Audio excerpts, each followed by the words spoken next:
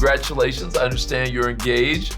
I am. Tell me a little bit about the special man and how you guys met. I walked out of a club at like 12:30 because I was on my way home and might have had a cocktail or two, just to be real. And I saw this guy and I felt like he was fine, and being a little tipsy and being the person I am, I went and picked him up.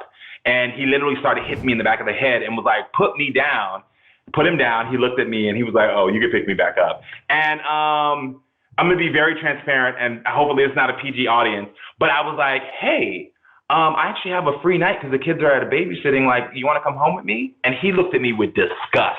Like, are you kidding me? And then also was like, this is the type of guy I need. Someone who's going to be like, no, I have values and morals.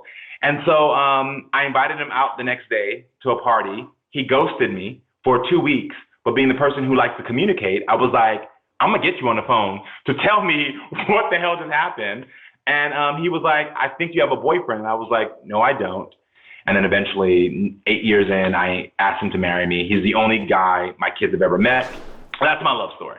Where's Ian from originally? Is he a Floridian as well?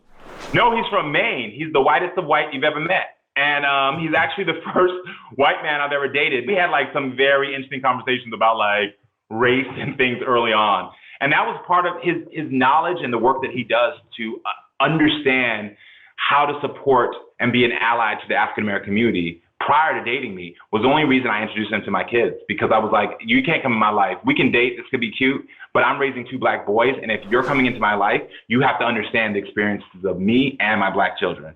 And, he does the work still to this day, and I love him with all my heart. And how was that for him? Because I've talked to people who are in interracial relationships before and who have sometimes said it actually feels extra hard. It feels like even just between the two of you that sometimes what may seem like a harmless comment ends up tapping into something deeper and ends up making the relationship harder. It's always a balancing act of having these conversations. It's also helping him see stuff. I remember when our children were in school, and I realized it's because as a white man, he never had to have conversations about race.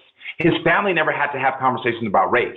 They were never in a space where race was an important topic they had to talk about or notice. And I think through that, empathy and education and encouraging people to just look at what's going on, we can have better race relations. But I also make sure he knows, like, I don't think this is changing overnight. And I also want you to know, this is a big thing right now. I keep telling him, this ain't my problem to fix. This is your problem to fix.